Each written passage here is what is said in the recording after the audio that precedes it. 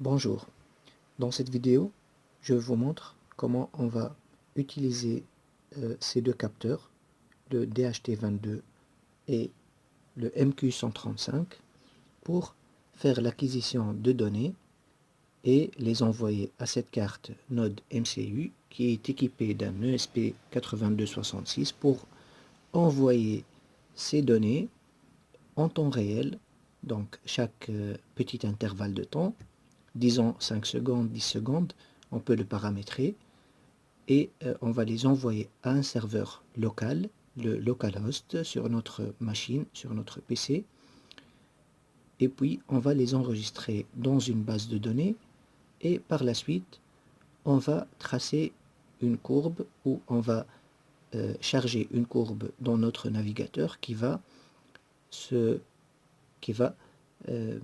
rafraîchir automatiquement aussi chaque 10 secondes ou chaque intervalle qu'on va choisir. Donc, ce capteur MQ135, c'est un capteur de gaz. Donc, il possède 4 pins. Donc, le plus et le moins, puis une sortie digitale numérique et puis une sortie analogique. C'est la verte qu'on a connectée avec le A0 de notre node MCU. Et pour le DHT22, il est très simple. Donc c'est un capteur qui a aussi le plus et le moins. Donc le plus c'est en blanc et le moins c'est en jaune. Et puis ce câble-là, donc c'est la sortie qu'on va connecter avec le D5. Essayez de choisir le D5 parce que j'ai essayé avec le D8 et ça m'a fait un problème. Voilà, pour l'alimentation de 5 volts, on a utilisé cette alimentation. Donc, veillez bien à sélectionner 5 volts ici. Et puis, depuis un USB standard. Donc, voilà, maintenant je vais vous montrer le code. Voilà, pour le code, il est très simple. Donc, on va charger ces bibliothèques, le SP8266 Wi-Fi.h, le Wi-Fi et ces bibliothèques-là. On va déclarer la sortie analogique pour lire la valeur du gaz. Et puis, on va définir donc l'adresse IP de notre machine qui est le localhost. Donc, surtout, n'écrivez pas 127.0.0.1. Donc, c'est faux. Et on essaie de le déclarer de cette manière, avec cette fonction-là. Donc, comment obtenir notre adresse IP? Il suffit d'aller exécuter cmd et puis écrire ipconfig. Et là, il va vous donner toutes les machines connectées sur le modem. Et on choisit l'adresse IPv4 suivante, 192.168.1.6. Et c'est là qu'on va utiliser. Bien sûr, le mot de passe c'est-à-dire les paramètres de la connexion, le D5 sur lequel on a connecté le DHT22, et puis on va déclarer le DHT22, donc on va le préciser parce que la bibliothèque DHT possède, il y a le DHT11 et il y a d'autres éléments. Dans le setup, on va initialiser la connexion et on va démarrer notre DHT. Dans la loupe, on va lire les valeurs, on va les afficher sur le moniteur. On va essayer de les afficher sur le moniteur. C'est pas nécessaire, mais quand même, c'est mieux de le faire. D'accord, on va utiliser cette fonction pour se connecter, pour que la carte se connecte au serveur, et puis pour qu'elle envoie les données à travers une commande POST dans le fichier qui est insert.php qu'il va trouver sur notre serveur. Voilà. Sinon, il nous affiche que la connexion a été échouée. Et puis on va mettre un délai, un retard de 10 secondes entre chaque lecture et la suivante. Voilà, si on téléverse ce code vers notre carte Node MCU et on ouvre le moniteur série. On va, bien sûr, on doit choisir le port. Je suis connecté sur le COM8. On peut trouver donc dans outils port, donc pour vérifier le COM sur lequel on est connecté. Et puis attendez, donc je suis revenu maintenant, donc il nous affiche les valeurs lues. Voilà, on va continuer. Vous vous demandez certainement où est le serveur localhost. Donc bien sûr, on a utilisé XAMPP. Voilà, donc je vais mettre en stop pour vous montrer dès le début comment on va l'utiliser. Donc on l'installe, il s'installe dans ces deux points, donc c'est celui-là, et puis on peut les démarrer parce qu'on a déjà démarré. On peut cliquer ici, on met donc XAMPP, il regroupe le MySQL et l'Apache, donc on va démarrer notre serveur Apache. Voilà, il a démarré. On va démarrer aussi le MySQL, donc c'est celui dans lequel on va faire une base et on va insérer des données. Donc jusque là, je ferme le moniteur. Donc jusque là, on a parlé des paramètres qu'on va acquérir et qu'on va envoyer à ce fichier. Mais dans ce fichier PHP, on va configurer la connexion à la base de données. Et comme vous voyez, on peut aller à donc XAMPP, htdocs, et puis on va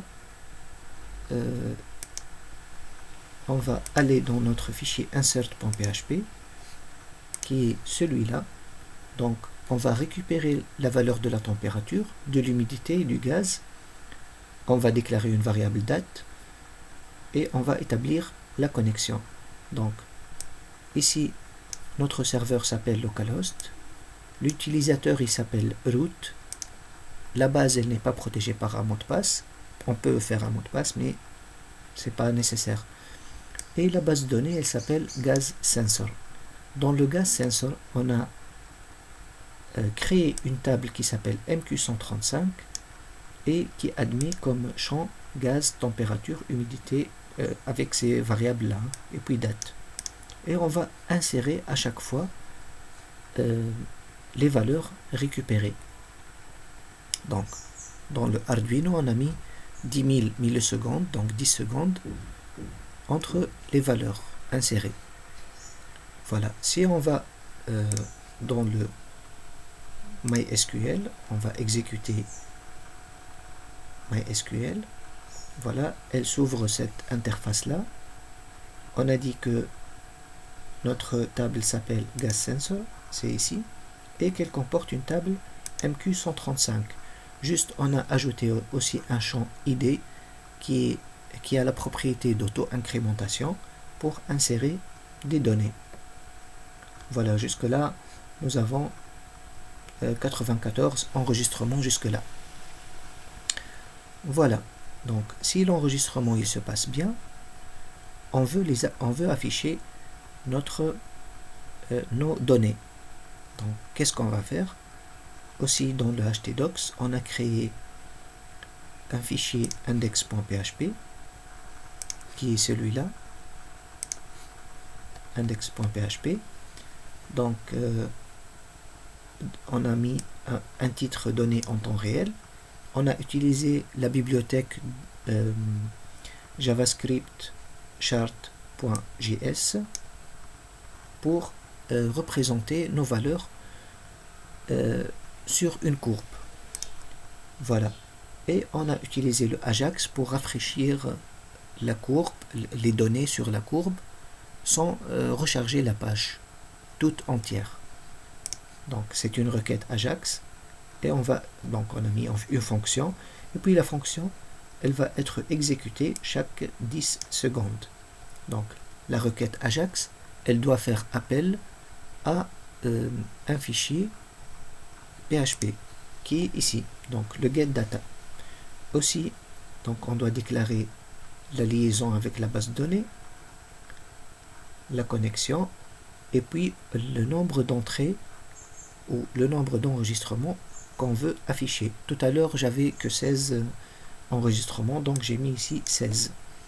Maintenant, je vais mettre 100. On était à 94, donc dans une minute, on va avoir 100 enregistrements. Voilà. Donc ça, c'est de la programmation. Seulement, donc je vais enregistrer. Et puis, je vais dans XAMPP pour afficher cette page index.php. Je clique ici. Et voilà.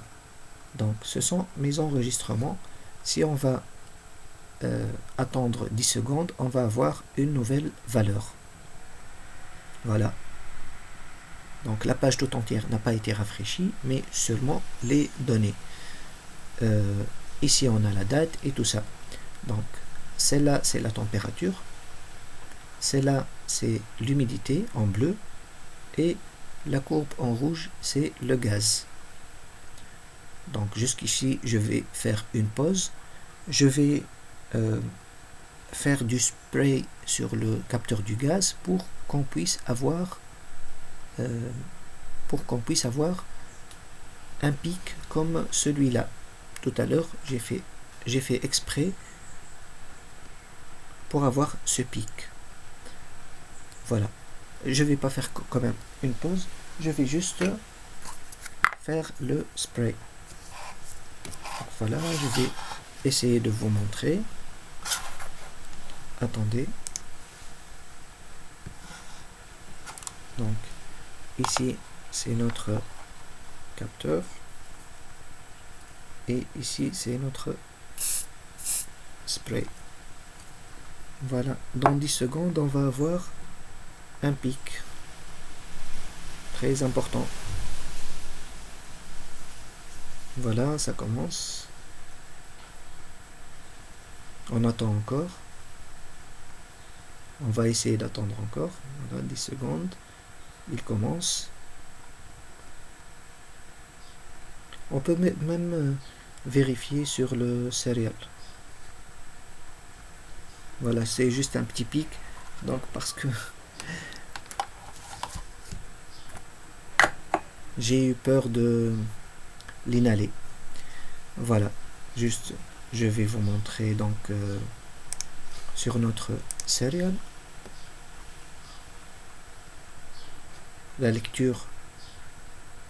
Donc on a passé cette lecture, c'est pas grave, mais on est déjà à 133.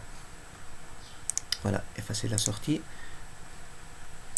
Voilà, j'ai essayé d'être bref et concis, aussi méthodologique. Je souhaite que je vous ai bien expliqué comment faire cette acquisition de données avec le minimum des choses. J'espère que c'est très utile pour vos futurs projets, et à bientôt dans une autre vidéo.